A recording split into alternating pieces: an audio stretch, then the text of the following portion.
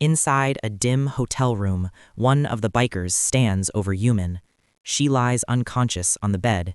He prepares a syringe slowly, tapping the glass, pushing the air out. The liquid inside glints under the light. He rolls up her sleeve. Meanwhile, Ken drives like a madman through the district, scanning every street, every corner. They have to be nearby. They said hotel. That narrows it down, but not enough. He pulls up to one, storms inside, and asks the receptionist if a cute girl came in with two suspicious-looking men. The receptionist shakes his head. No one matching that description checked in. Ken walks back out, jaw tight. He sits in the driver's seat and stares at his phone. Tae-soo. If he calls him, finding her would be easy, but the moment he does, Tae-soo will know. And if this spirals further, Yumin might discover the truth, that he is not just some ordinary employee. His grip tightens around the phone. Time is running out. Back in the hotel room, Yumin suddenly jolts awake and kicks a man's face. Without hesitation, she grabs the nearest object, a lamp, and demands to know who they are. One of them smiles. He tells her they are the bikers from last week, the ones she humiliated. Yumin steadies herself and warns them to leave now, or they will spend the rest of the summer in a hospital bed. But something feels wrong. Her vision starts to blur. Her legs feel weak. The serum. She struggles to stay upright as the room spins. The men smirk, telling her to relax. They say they will enjoy this and even record it for themselves, maybe even sell it later. One of them moves in and drives a hard punch into her stomach, forcing the air out of her lungs. Before she can recover, he rips her dress away. She collapses backward onto the bed, left completely exposed. The other man lifts his camera to start recording, but then he pauses. His expression changes slightly as he stares at something on Yumin's body, and for a brief second, the mood in the room shifts. Ken sits in the driver's seat, still staring at Tae-soo's name on his screen. His thumb hovers for a second. Then he presses call. Tae-soo answers almost immediately, asking what the problem is. Ken's voice is tight. He says he needs help, but before he can say more, he cuts the call. Silence. On the other end, Tae-soo slowly lowers his phone, frozen by the tone in Ken's voice. Back outside, Ken stands under the dim hotel lights. That is when he sees it. Parked near the entrance, the bike. The same one from before. Inside the hotel room, the two men stare in confusion. As Yumin lies there, completely exposed, the faint markings on her back begin to surface, a disappearing tattoo slowly revealing itself against her skin. They freeze. In Korea, law enforcement officers are not supposed to carry visible large body tattoos. Something does not add up. Before they can process it, the door explodes open. Ken steps in. The air changes instantly. The men barely have time to react. Ken moves like something unleashed. It is over in seconds. Ken takes off his suit jacket and gently covers Yumin with it. She looks up at him, eyes shaking, and calls his name. Ken tells her softly that they are leaving. Minutes later, they are in the car. Ken keeps his eyes on the road, asking if she is all right. He asks if he should take her to the hospital. Yumin shakes her head weakly. She tells him to take her anywhere, just not the hospital. Later, they sit quietly on the beach. The waves roll in and out, steady, indifferent. Ken asks if she feels better now. Yumin nods and thanks him softly. After a pause, she asks him if he saw the tattoo. Ken tells her not to worry. His mouth is sealed. He understands how complicated it would be if anyone in Korea found out. She looks at the ocean for a long moment. Then she decides to tell him the truth. She says she is not fully Korean. She is the daughter of the largest Yakuza group in Japan. She admits she lied before, but she adds that it does not change one thing. She still hates gangsters. Ken feels like the ground beneath him just split open. He says nothing. Yumin turns to him and asks what happened to him. Why does he look like that? Ken forces a small smile and says nothing happened, but his eyes are already wet. The sound of the waves fills the silence, and then Yumin begins to tell her story. Yumin was 13 years old, back in Tokyo. That year, an unprecedented gang war erupted across Kyoto and a greater Kansai region. It later became known as the Battle of Kansai. The conflict was ignited by the White Dragon clan. One by one, the major syndicates in Kansai were crushed. By the time the violence settled, the balance of power had completely shifted. The Kansai district fell under the rule of the third-generation leader of the White Dragon clan. That man was Yumen's father. Back then, Yumen arrived at school surrounded by bodyguards, all girls, same uniform, same age. They had been trained by the clan since childhood, assigned to protect her from the day she was born. They were not just friends, they were shields. But the factions that lost the war did not disappear. They waited. And when they struck back, they were merciless. One afternoon, the retaliation came. Her bodyguards were wiped out. Yumen stood frozen as men surrounded her. One of them grabbed her and told her they would cut her into pieces and send her remains back to her father in a coffin. He added, almost casually, that her mother and sister were already waiting for her. Then, a gunshot. The man's head snapped back and he collapsed. Another figure stepped into view holding 2 pistols. The kidnappers assumed he was an assassin from the White Dragon clan and opened fire. Gunshots echoed. But the newcomer moved like something beyond human. Precise, cold, efficient. Even after taking a bullet to the arm, he did not slow down. He advanced. In one fluid motion, he drew a blade. Steel flashed. One man's hands were severed instantly. Another fell moments later. He sheathed his sword calmly and said that anyone who touched Yumen would lose their hands. That was the order from the clan head. He walked to her, lifted her gently into his arms, and told her they were leaving. That was the first time she met Ray. After the incident, Yumen stood before her father. He told her plainly that she was the only one who survived. Her mother and her sister were dead. Yumen collapsed to her knees and bowed her head, tears falling freely. In a single day, she had lost everyone who mattered to her. But her father did not comfort her. He told her this was not the time to cry. The clan would move to Tokyo. Remaining in Kansai would serve no purpose now. The White Dragon clan would not stop there. They would take control of all Japan. Yumen looked up at him and asked why it had to continue. Because of the war he started, her mother and sister were gone.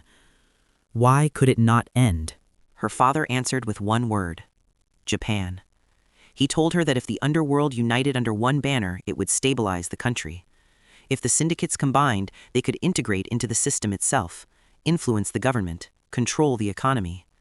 Once unified, the White Dragon clan would hold more power than the nation's largest industries.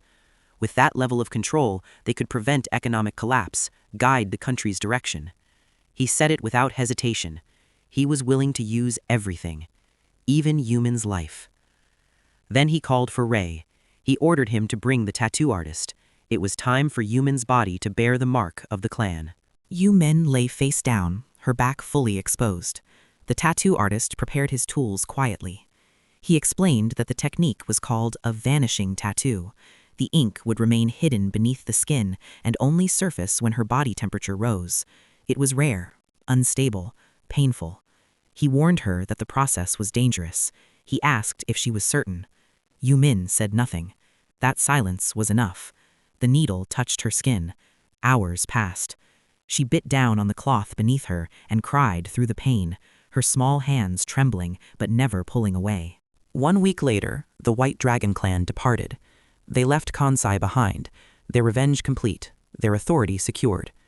Yumen was carried with them, wrapped in cloth, her back still healing. The remaining factions had been crushed. The message was clear. From then on, her childhood ended. Through every season she trained: martial arts, swordsmanship, firearms. Summer heat, winter cold. There were no breaks, only preparation. Yumen was 16. Summer. That was the year she transferred to the same school as Ken. By then, the White Dragon clan had taken control of Kanto. Her father's ambition to unite Japan's underworld had become reality. The triads were consolidated under one power. It was achieved through blood. Countless lives were lost, yet not a single core member of the clan was imprisoned. Publicly, nothing could be proven. Yumen began her new life in Tokyo, blending in as an ordinary student. No one knew who she truly was. From a distance, Ray watched over her, always unseen, always present. In her heart, one thought kept circling. Her father was the reason her mother and sister were gone, and the man who saved her life was still loyal to him. During a school ceremony, the students whispered among themselves. They were talking about someone. A third year. Spiked hair. Always fighting. Ken Kitano. One of Yumin's classmates leaned closer and told her the story. He used to come from a well-off family, but back in junior high, his entire family died. After that, he changed. He stopped caring. He lived like someone empty, throwing himself into fights like it was the only thing that made him feel anything. Yumin listened quietly. For a moment, she felt something strange. He lost everything at a young age too, just like her. One morning, in the hallway, Ken accidentally bumped into her. Before he could react, she punched his forehead. Not hard enough to injure him, just enough to make a point. She told him he should apologize when he runs into someone. Then she asked if his name was Ken. When he nodded, still confused, she told him something simple. Even if it hurts, he should try to live happily. That was where it began. Not long after, her father made another decision. Japan was already unified under their control. Their influence had begun seeping into politics. The White Dragon Clan was no longer just an underworld power. It was part of the system. Now he wanted more. The next objective was global expansion, to connect the world's syndicates under one structure, to move beyond Japan. Korea would be the foothold, and Yumin would go first. She was to act as the clan's vanguard. That was the true purpose of her training all along. Suddenly, everything made sense. The language lessons, cultural immersion, the quiet preparations. Her father had already arranged everything. A bank account, passport, identity papers, even a falsified age and name. Her path was decided before she ever knew it. Yumin bowed and accepted the order without resistance. Her father then presented her with the clan's treasure, a samurai blade passed down through generations. From now on, she will carry it. Ray informed her that he would not accompany her to Korea, but assured her that every detail had been handled. Yumin lowered her eyes. Outwardly obedient, but inside, a different thought had taken root. Korea was not just a mission. It might be her chance to disappear. Yumin stared and wondered what she was supposed to do once she landed. Then, in her thoughts, Ken suddenly appeared, kneeling, holding out flowers, telling her he loved her. She remembered apologizing to him, telling him it was not that she hated him, but that she was Korean. And in that moment, something shifted inside her. If she was going to live in Korea, then she would live as a Korean. She told Ken back then that she would become a policewoman, that she would work hard. That was her answer. She left Japan without saying goodbye to her father. Years passed. She became a police officer and helped arrest members of the Korean mafia. 2 years later, she reunited with Ken. The daughter of a mafia boss had become a policewoman.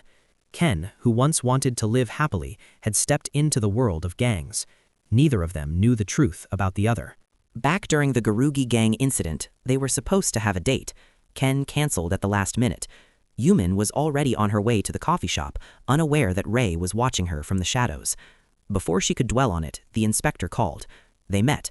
He told her he had been assigned to form an anti-triad task force and invited her to join. Yumin asked why he chose her. He gave 3 reasons. He needed a capable female officer, she spoke Japanese fluently, and she was the first officer he had seen who was not afraid of the triads. Before agreeing, Yumin asked him something. If a mafia claimed their goal was to cooperate with the government for the nation's benefit, would he allow that kind of organization to exist? The inspector answered simply. He did not care about their motives. His job was to arrest criminals. That was enough. Yumin accepted and stepped further away from the life she was born into. Time passed, but fate does not loosen its grip that easily. For 3 years, Yumin had no contact with the White Dragon Clan. No reports, no signals. Nothing. From Japan, her father called Ray. He asked why after 2 years in Korea, Ray still had not brought her back. If Yumin had betrayed the clan, he ordered Ray to retrieve her, alive, or in a body bag. And if Ray failed, he would not be forgiven. That night in Korea, Yumin lay on her couch, staring at the ceiling, thinking about Ken, about how much he had changed in the past year. Her phone rang, and she picked it up. Before she could react, Ray stepped out from the shadows of her living room. He told her he had already found her long ago. He simply chose not to report it. He believed she would return to the clan on her own.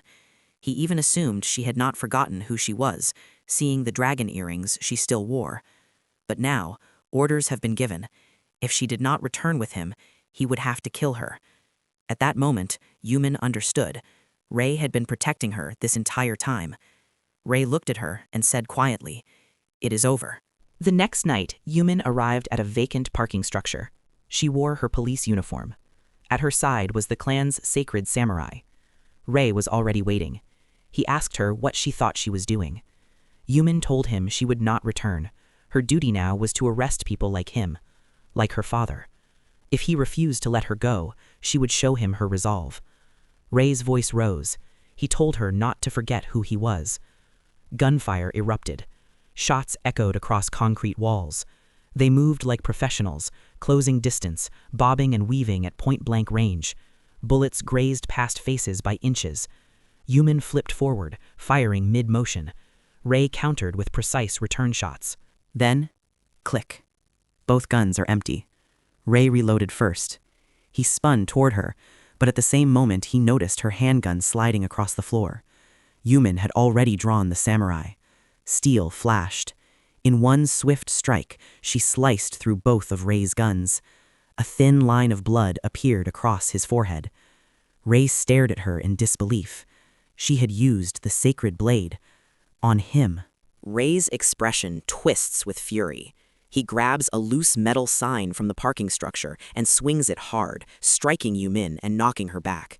He seizes her by the collar and lifts her up, shouting at her. How dare she use the sacred blade against a member of the clan? He tells her he was only trying to protect her. In the struggle, her uniform tears as he slams her onto the hood of a car. The metal dents under the impact. But Yumin reacts instantly. She drives her elbow into his jaw, then follows with a sharp kick to his face, forcing him back. In that brief opening, she reaches the sword. Steel flashes again. Ray's hand falls to the ground. He stares at the severed limb, stunned. Yumin stands over him, steady despite the rain beginning to fall through the open levels of the structure. She tells him that anyone who lays a hand on a woman of the clan loses that hand. That was always the rule. Then she gives him her final order. Take his severed hand and the clan's sword back to her father. Deliver the message. Ray kneels and accepts. Later, Yumin walks alone through an alley in the rain, her thoughts heavy with everything that just happened. She thinks about Ray, about loyalty, about blood.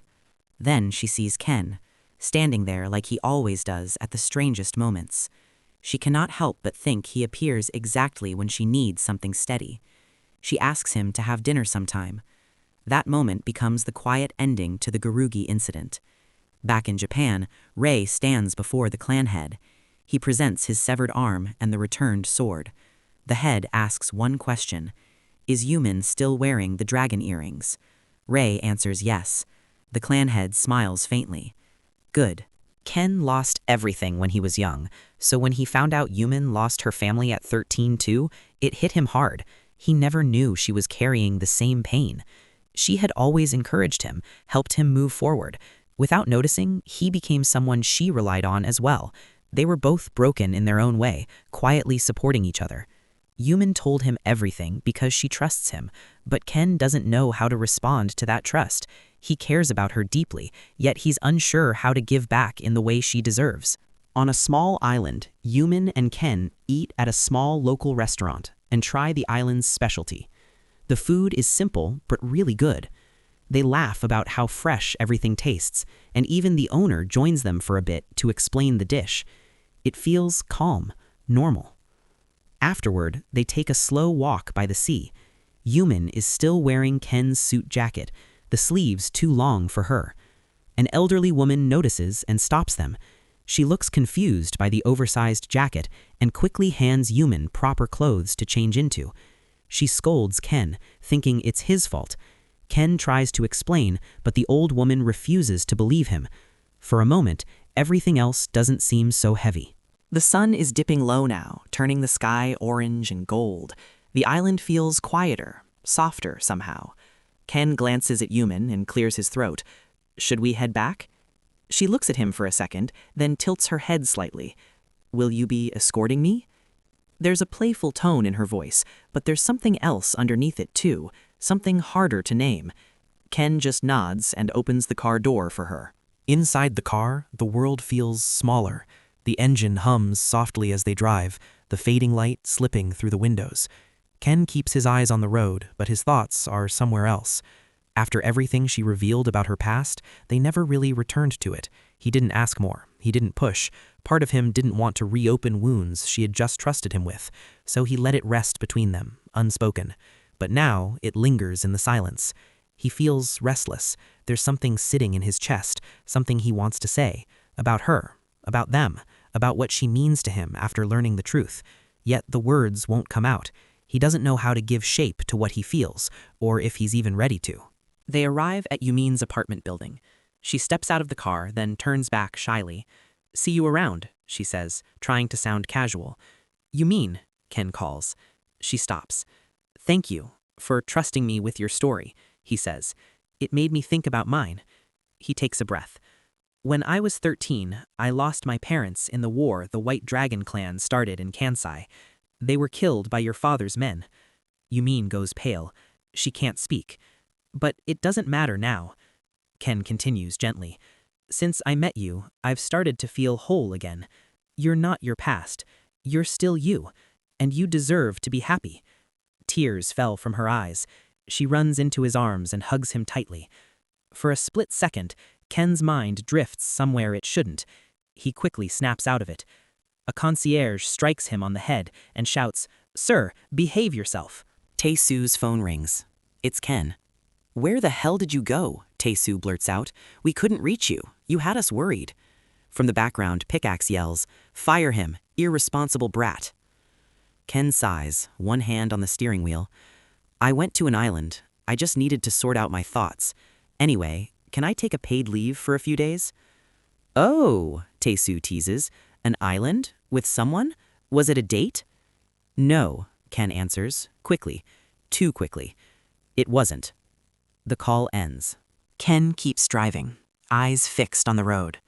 Yumin told him everything, laid her past bare without hesitation, but he couldn't do the same. He couldn't tell her that he's part of the Korean underworld, that his hands aren't clean either. Still, one thing is certain. He doesn't care whose daughter she is. That feeling is real. But forgiveness? That's different. He will never forgive Yoshizawa Ryu. And now, he's one step closer to him. Tae-Soo's hands are covered in blood as he presses on his father's chest. He can feel the broken bones under his palms. He keeps shouting for him to wake up. Marin, also covered in blood, yells that they need to leave now. Tae-Soo suddenly wakes up, gasping. Just a dream. He reaches for a cigarette and lights it, thinking it's been a while since that nightmare came back. Morning arrives. Ken and the others gather at the office. Tae-Soo tells Ken to dress properly. He's about to introduce him to someone important. Inside the car, Tae-Soo tells Ken that the man they are meeting is the CEO of one of the 10 biggest industrial companies in Korea. His company handles many sectors, including weapons. His name is Oh Dal-Soo. They arrive at the tall building. The assistant informs Mr. Oh of their arrival, and he tells her to let them in. Tae-Soo greets Mr. Oh politely. Ken looks around, clearly surprised by how large and luxurious the office is. Mr. Oh gestures for them to sit. Mr. Oh says he is pleased to see Tae-Soo following in his father's footsteps. Tae-Soo thanks him, then calmly corrects him. He says he is not the boss. Ken is. Tae-Soo explains that they want to rebuild the partnership his father once had with Mr. Oh's company. He speaks calmly, like this is normal for him. Ken listens, confused. How is Tae-Soo negotiating with the CEO of a massive corporation when they are just a gang? Something feels off. Mr. Oh leans back in his chair. He says Ken lacks education and questions how someone like him could be the boss. Then he adds that if they want to deal with a first-class company, they should at least bring a proper gift. After all, they only just took control of a small district. Tae-Soo bows his head slightly. Ken frowns and tells him to stop. Mr. Oh looks at Ken with open disdain. He says Ken does not understand business and lacks the qualities of a leader. He calls him nothing more than a foolish kid. Ken rises from his seat, but Mr. O's voice cuts through the room. He tells Ken that he can swing a knife or a bat all he wants, but that does not make him powerful. Then he asks, almost calmly, which is stronger, a gang or a great company? Mr. O tells them they should leave. Just like that. Ken feels it then, the weight of someone who truly holds power, not with fists, not with weapons, just presence. Taesu bows once more and politely says that if Mr. O ever has any problems, they will be ready to help immediately. Mr. O only looks at him and calls them a presumptuous young bunch. They walk out. Inside the car, the silence lingers for a moment. Then Taesu casually asks Ken if he wants to eat. He tells Marin to drive them to a restaurant. Marin nods and starts the engine. At the restaurant, while the food is being served, Taesu starts talking. He says his father was once the head of a powerful organization. One day, he was betrayed and killed by one of his own men. Ken exhales slowly and tells him to stop. He says he already knows how the rest goes. The same thing happened to him. Taesu looks at him for a moment, then says it is not a coincidence that their paths crossed like this. It is fate. Later that day, Mr. O walks with a visitor in his office, speaking proudly about his son's return from the United States. He says his son just earned his degree and even took 6 months off to travel. He smiles, saying they are planning a barbecue to celebrate his homecoming. Then his assistant steps in and says his son is on the line. He hands him the phone. Mr. O answers, asking if he has landed and whether the manager already picked him up from the airport. On the other end, his son apologizes. Mr. O goes quiet. His son's voice trembles. He says he betrayed his father's trust. He is crying, and from the sound of it, hurt. 6 months later. Mr. O sits in a wheelchair inside his residence, his presence quieter now, but still heavy. Taesu asks him how they can be of help. Ken listens carefully, saying nothing. Mr. O looks at Ken and tells him he is ready to give his full support. Money, connections, protection, all of it. There is only one condition. Take over a casino. Ken stays seated, silent, weighing the proposal in his mind. In the abandoned building Taesu inherited, the group gathers around. The air smells like dust and old wood. Taesu lays everything out. He explains the history of casinos in Korea, how most of them are controlled by the state, tightly regulated, almost untouchable. This is not some underground gambling den. It is a national-level operation. He says he investigated the casino Mr. O is talking about. It is about 40 minutes from the capital by car, strictly for foreigners. Massive scale. The largest casino in Pacific Asia, the Imperial Casino. The room goes quiet as the weight of that name settles in. Taesu continues. 6 months ago, Mr. O's son went there with his friends. Because he holds dual citizenship, he was allowed to play. No restrictions. He requested baccarat. Minimum bet, $1,000. A supervisor personally escorted him to a private lounge, the kind of room where the lights are softer, the carpets thicker, and the numbers become unreal. High rollers only, no small talk, just chips and quiet tension. For 3 straight days he played. The casino provided everything: a luxury suite, fine meals, drinks, polite smiles. They made him feel important, untouchable, and he kept betting. By the end of it, he had lost nearly $300,000 in cash. But that was not the end. Credit lines, markers, additional advances.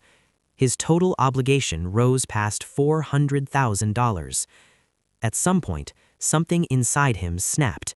He slammed the table and shouted, "How much does this fucking casino cost?" After the loss, Mr. O's son storms into the hallway outside the lounge. He approaches one of the dealers and says he does not like her attitude. His friends try to pull him back, telling him to let it go. He shrugs them off. He accuses the dealer of laughing at him, says she disrespected him, demands to be treated properly as a client. The dealer keeps her composure, tells him calmly that she was not laughing at him. He raises his hand, almost slaps her. Before he can, a casino staff member steps in between them. The staff member speaks politely, advises him to calm down somewhere private. No scene, no trouble. But Mr. O's son is beyond reason. He mocks the man, says he can smell the mafia running the casino, says all it would take is one call to the tax office and their entire gambling operation would explode. That is when the staff member's expression changes. No more politeness. A clean punch to the face, then a spinning kick straight to the chin. He drops. One of his friends shouts, threatening the staff, saying they have no idea who they are dealing with. He does not finish the sentence. Another kick to the chin. The staff member looks down at them, calm again. "You cause trouble here," he says quietly, without knowing who holds the power. He asks if they think they are strong enough to face the director. Reminds them that the director is not just some manager, he is influential, connected. Then he looks straight at Mr. O's son. If a mafia and a corporation go to war, who do you think wins? No one answers. In the background, the beating continues. Controlled, precise, not wild, just enough to send a message. Later, bruised and shaken, Mr. O's son makes the call. He apologizes to his father. And it all began with something small, a vulgar outburst, a moment of arrogance that spiraled into something much bigger. The next day, Mr. O's son walks into his father's office. His face is still bruised, pride even worse. Mr. O does not raise his voice at first. He speaks slowly, each word landing heavier than a shout. He scolds him for the money, for losing control, for being beaten in public by casino staff. Not by rivals, not by gangsters, by employees. The son apologizes, head lowered, but beneath the apology there is rage. He is furious at what was done to him, humiliated. He wants blood. He tells his father to use his influence, to crush the casino, to make them pay. Mr. O studies him in silence. Then he says the cost would be high, too high. He calls his son a disappointment, not because he lost money, but because he lacked restraint. Then he tells him to leave. The son remains kneeling for a moment longer before standing and walking out, anger still simmering under the surface. The door closes. For a few seconds, the office is silent. Then Mr. O throws the wineglass in his hand against the wall. It shatters. Red stains the white paint like something much worse. His assistant rushes in. Mr. O exhales slowly. "I know he's useless," he says, "but he's still my son." His voice is colder now. "After what they did to him, I can't stay silent." He asks if they have enough men to deal with the casino's people. The assistant answers honestly. Not enough to take control, not enough for a direct confrontation. Mr. O thinks for a moment. Then use the local gangs. The assistant hesitates, then asks if he should contact Ken and Tae-soo's group. Mr. O immediately refuses. No. His eyes narrow. They are not to be involved. The casino director receives a call. The voice on the other end is calm. "This is the CEO of Fine Group. Don't leave. I'm on my way." The line goes dead. Later, people would call what happened next the Normandy landings. Black cars stop outside the casino. Doors open. Men in suits step out, moving in formation, controlled and silent. Inside, casino security is already prepared. They square up, ready to fight. It does not matter. One by one, they are knocked down. Clean hits, efficient, no wasted movement. An assistant shouts across the lobby, "Find the dealers, bring them here." Upstairs, an employee rushes to the director and reports the attack. "Which gang?" the director asks. The answer makes him freeze. Oh Dal-soo's group. He cannot believe it. Elsewhere, inside a government agency, staff hurriedly report the casino assault. Before action can be taken, the commissioner receives a call. He listens, says very little. Then he hangs up. He tells his staff to forget the report and leave the office, says they never received anything. He advised the staff that the call never happened and ordered him that the call records should be deleted immediately. Back at the casino, the lobby is a mess. Dealers are lined up, held down, some trembling, some bleeding. Mr. O stands in the middle of it all. He is irritated that it took this long. Then he walks up to the dealer who struck his son. Without hesitation, he swings a golf club. It connects with the side of the dealer's head. The sound echoes. He calls his son. "Come," he says. "Take it back." The son complies, eyes burning. He does not hesitate. He beats the dealers while his father watches, expression unreadable. Then the casino director walks in. His voice cuts through the chaos, calm, controlled. "This is not how a man of your standing behaves." Mr. O turns to him. "One of your employees beat my son." The director answers evenly. "You should inform me so the employee could be disciplined." Mr. O replies that he considered that, but the employee claimed he was no match for the director's power. For a moment, the director is speechless. He understands what that means. This was not revenge. This was a statement. The director stands there and does nothing. Eventually, Mr. O and his men leave. At Ken's group office, the atmosphere is tense. Pickaxe reports everything that happened the night before. The casino attack, Mr. O's men, the silence from everyone. He points out one thing clearly. They were the only group not informed, even after paying their respects to the president. Tae-soo looks at Ken, waiting for a decision, waiting for a signal. Ken stays seated, quiet, thinking, as he considers their next move. A few days later, the story of the casino spreads through their office again. Pickaxe recounts everything in detail. He even admits the story is from a friend from another gang. Word is already out. The room grows heavy. Do-hyun speaks first, says they cannot let this pass. If they stay quiet now, no one will respect them again. Kae-lin agrees, but for a different reason. He says it is about the group's name, about pride. Revenge is not just anger, it is reputation. Tae-soo cuts in, calm, practical. He reminds them they barely collected enough from the district this month. Revenge costs money, men, weapons, favors. They do not have enough for a war. Silence follows. Then, unexpectedly, someone knocks. A man steps inside and introduces himself, the casino manager. The casino manager speaks plainly. They cannot move openly. The media is watching. Politicians are cautious. The company behind Mr. O has too much influence. "But we are not giving up," he says. Then his tone shifts. He tells them he has been watching their group, how quickly they took control of the district, how efficiently they moved. He says they have potential, and he wants to use it. He places a bag on the table. Inside is 100 million won in cash as an advance. When the job is finished, the casino will also give them a percentage of its profits. He stands up, straightens his suit. "I expect you to accept." As he reaches the door, Pickaxe mutters, "See you again, Weaselhead." The manager pauses and replies, "Scoundrel." Pickaxe frowns. "What did you say?" The manager smiles faintly. "I said nothing." Then he leaves. Back at the office, they gather around the table and start thinking seriously. Taking down a company head-on is suicide, so they look for another angle. The company controls the media. Fine. Ken leans back and says they should use the internet instead. Forums, anonymous posts, online communities. He even points out the obvious. They have a room full of computers and no one thought to use them. Slowly, everyone nods. They begin spreading rumors that the heir of a powerful company frequently visits a well-known casino, that violence happened, that money was involved. It spreads faster than expected. Soon, Mr. O hears about it. He immediately orders the story buried and replaced with news about a TV star scandal. Ken anticipated that. He never expected the first wave to last. He waits. When the celebrity story cools down, the casino rumors return, stronger, with more details. Eventually, even the name surfaces. This time, the media cannot fully suppress it. People are already talking. By then, Ken's group is done. They step back and watch. After that, it moved fast.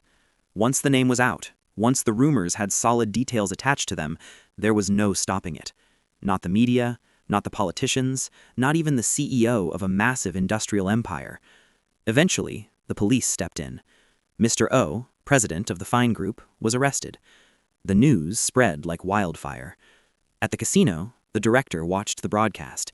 He did not hide his satisfaction. His manager congratulated him, thanking him for holding firm through the chaos. He smiled and said something that shifted the mood in the room. He would return to the mafia scene. The hotel would be his fortress. He had already summoned his lieutenants from the provinces. This was not just relief, it was an ambition. The manager carefully reminded him that they still had to pay Ken's group, as agreed. The director's expression changed. He said that agreements matter. Business rules exist for a reason. But Ken's group, was not protected by those rules. He waved it off. He was back in the game. A few days later, Do-hyun and Pickaxe drive to the hotel to collect what they are owed. On the way, Do-hyun hesitates. He asks if it is right that they did not inform Ken. Pickaxe shrugs it off, says he does not care. A debt is a debt. Whoever owes them should pay. Pickaxe tells Do-hyun to stay in the car. I'll handle it. Inside the casino, security cameras track his every step. In the surveillance room, the manager watches him enter. The manager smiles. Not a friendly smile. Meanwhile, Ken stands alone on a rooftop, the wind brushing past him as he looks over the city. Then Kay-Lin appeared. Her voice is tight. Pickaxe is in the hospital. All right, we'll leave it here for now. From Mr. O's violent retaliation at the casino to Ken using the internet to expose him, from a corporate giant trying to bury the truth to the president of the Fine Group getting arrested, the casino director reclaimed his ambition. Old powers started moving again. And just when it seemed like Ken's plan had worked, Pickaxe went to collect the unpaid debt. Now he's in the hospital. The balance is breaking. If you're enjoying the story, like the video, subscribe, and stay tuned. Next chapter, it gets personal.